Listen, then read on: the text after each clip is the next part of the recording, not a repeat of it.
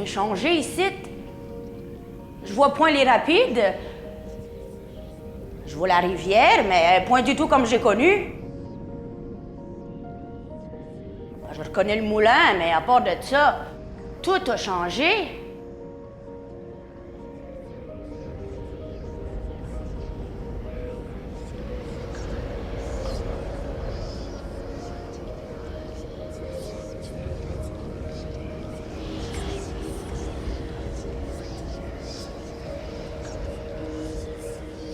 Je me nomme Marie-Louise Juteau.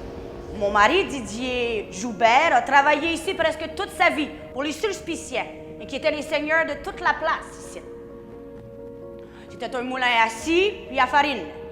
Donc on faisait des planches pour les maisons, les bâtiments, et de la farine pour nourrir nos gens. C'était le roi de Ville-Marie ici. Ici, c'était la campagne.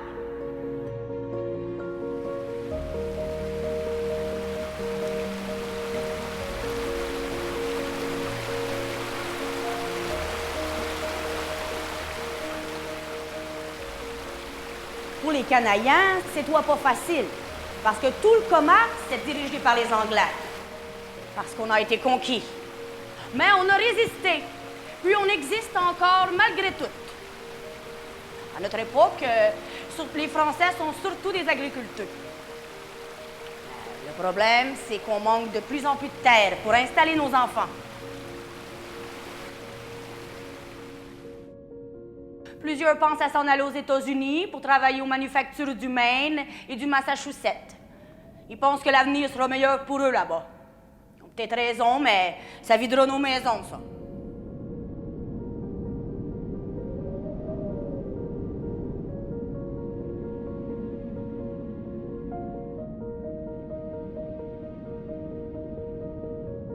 C'est Didier qui a construit ce bâtiment. C'est un pressoir à pommes. Je suis contente de voir qu'il est encore là. Surtout que c'est moi qui étoile la propriétaire depuis la mort de mon Didier en 1821, jusqu'à mon décès en 1831. La plupart de nous, Français, savent ni lire ni écrire. Ou très peu.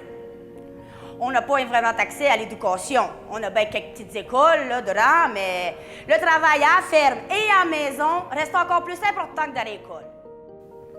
On vit en français, on s'occupe de nos affaires, puis on améliore notre sort comme on peut.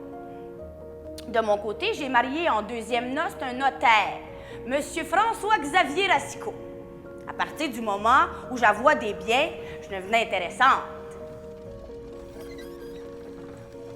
Il y avait un nouveau groupe qui vient d'être créé là, par un certain Ludger Duvernay, la Société Saint-Jean-Baptiste.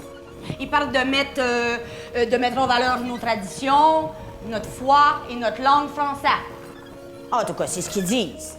Il parle aussi de réunir le bas et le haut canadien et de faire de l'anglais la langue officielle du Canada. Et de mettre les Français en minorité numérique à l'Assemblée nationale. Déjà qu'on n'avait pas beaucoup de pouvoir, là, on va en avoir encore moins. Mais la vie de tous les jours reste en français tant qu'on serre les coudes. C'est vrai qu'on n'a point besoin de plus. Mais si oui, on n'a qu'à aller voir le curé. Et on mène large. Monsieur le curé a bien de l'ascendance sur ses paroissiens. Il y a bien une couple d'hommes politiques là, qui essaient de revendiquer le pouvoir, comme Monsieur Louis-Joseph Papineau. Mais ce sont les Anglais qui tiennent les brides du vrai pouvoir. Il y en a qui disent que ça prendra une révolution, comme aux États. Mais ça me fait un peu peur. En tout cas, c'est par notre langue qu'on existe encore.